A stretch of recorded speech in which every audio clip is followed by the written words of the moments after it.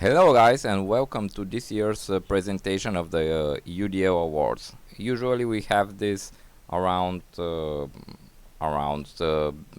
before the draft, but this year we have it a little bit later. But still, I haven't forgotten this, so we're going to present the winners now. And before we go into the categories, I think we had 18 votes in, which was I think one or two more than the previous seasons. So good participation. Almost all the league voted. So that's a target for next season. So everybody should vote. So without further ado, we go into the first category, which is the Gordie Howe Award for the most valuable forward. And you see here, and for each category, you see the past winners, but I'm not going to stop and talk about that. And we directly go to this year's winner of the Gordie Howe Award, which is none other than Connor McDavid. And look at those stats. And he even got you a penalty minute every other game. And his face-off percentage used to be a weakness in his first couple of years, but now he's pretty good at that part of the game too. So he's a monster. So basically, here's a quick recap of how things went down between him and Auston Matthews, who grabbed most of the important awards at the NHL level. But when we talk about the UDL, and Connor just shoves him aside and is all smiles after that. And people close to Matthews were came out that he was quite disappointed with this result, and that it was very important for him to win the Gordie Howe Award, but it didn't happen this year. But maybe he will be very motivated for next year, and who knows, maybe he scores 70 goals and then it's hard to vote against him. But in all honesty, here's how the voting went. It was pretty close. Only a couple more first place votes for McDavid. And in fact, this is maybe the most boring of all the categories, because the top three are the same like last season, and also the order. But this season it was definitely closer between the top two, and Matthews was very close to winning the Gordie Howe, but McDavid retains this.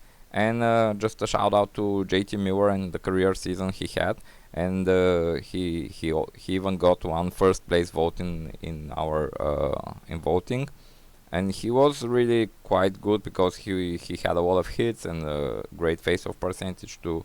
But I doubt that he will be repeating this next season.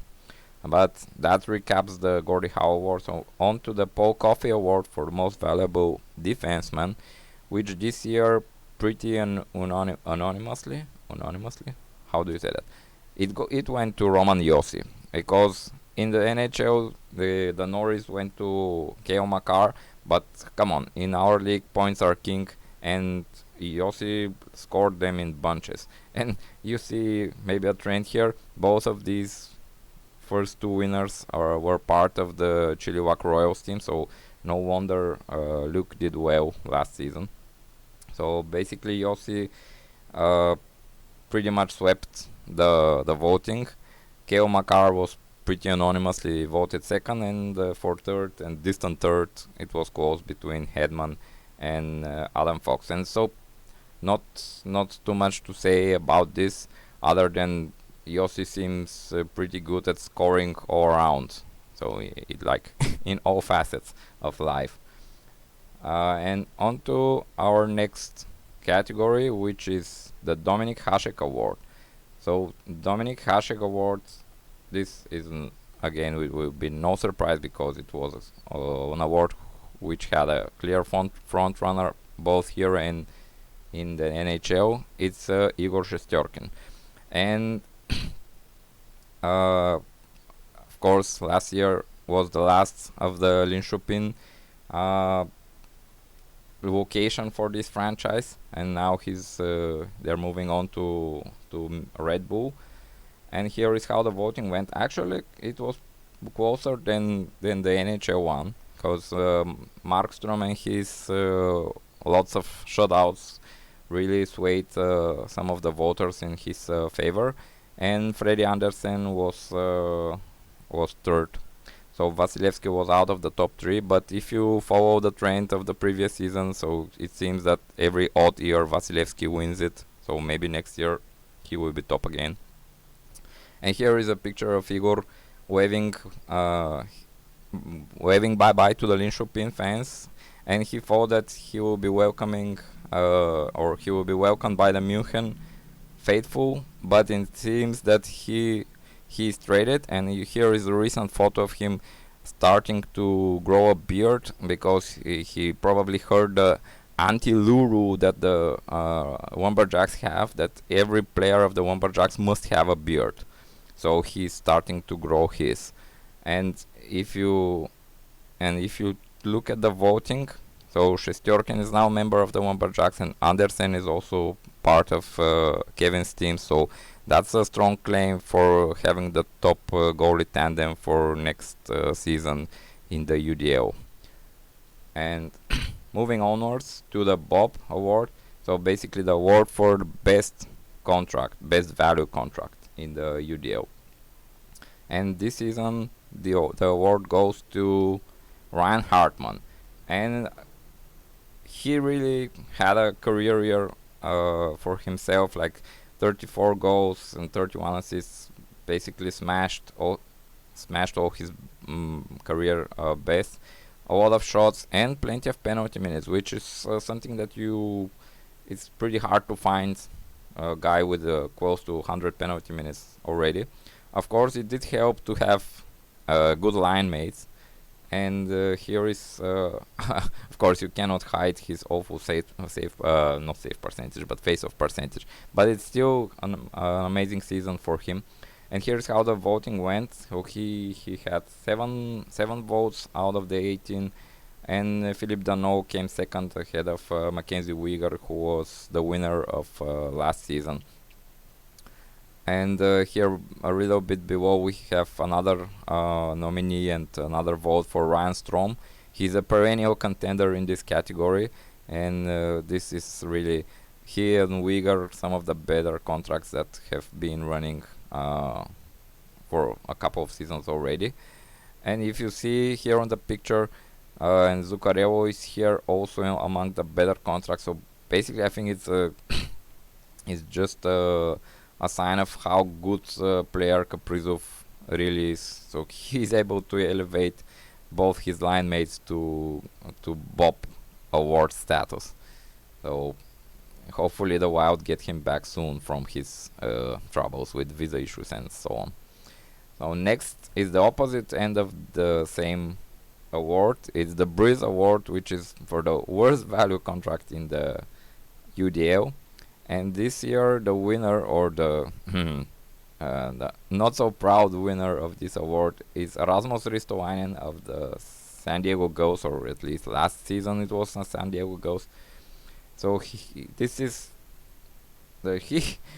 had a lot of explaining to do, both about his UDL level of play and his NHL level of play.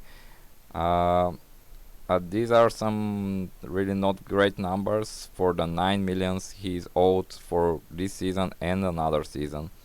So basically the yellow here, the yellow sales, means that these contracts are already bought out, so they will not be active this season. But the Ristolainens and Ekman Larssons are still on the books for Ghosts and the Royals respectively.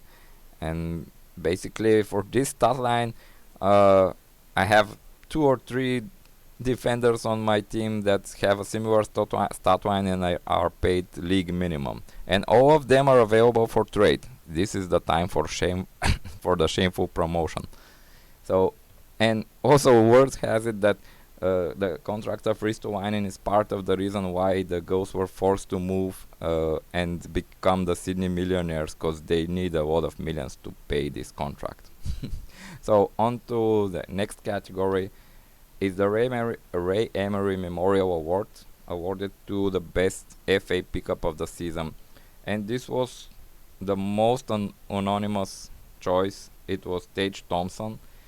and a FA pickup to net you 38 goals is like, it doesn't happen every year. Let's say, let's just say that. But it was not really an ordinary FA pickup, because it's Tage Thompson was part of. Here's how the voting went. So Mason Marshman got a petty vote. So he was part of the Linköping organization, and I think Brad was pretty torn on keeping or dropping him.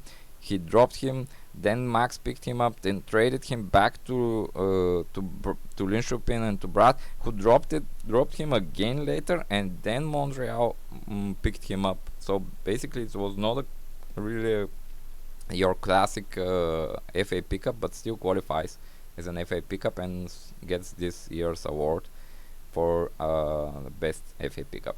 And last but of course not least, the most interesting award for us, because we vote for ourselves, is who the best general manager or owner of the year in the UDL. And this year the winner is Mark and the Ice Dice. Congratulations. First ever team in the UDL history to crack the 700 winning percentage, and it was his first championship and first Norris division title, and this is his basically stat line from all the seasons. So before this season, I was saying that the Ice Dice are one of the best teams that nobody talks about, but this last season he really broke out, and now everybody knows how good this team is, and he really got the so to say the love he deserved, and it was a pretty clear winner, but it was a dogfight for second and third place between Brad, Luke, and Greg. All of them well deserved to be on the podium, and you see that basically Brad finished 1 point ahead of Luke for the second, and slightly behind Greg. All of them who had a great season. And shortly before I recorded this, I got a message from two of Mark's main guys, so they wanted to say congrats and thanks, boss. And if you wonder who the fat guy on the right is, and this is Alex DeBrincat in disguise trying to get out of Chicago. Maybe for Chicago fans it's not that funny, but when the Chicago is such a mess right now. But basically that does it. Thanks for watching, everyone, and I'll see you around at the draft or after the draft, and have a great off season, everyone. Bye bye.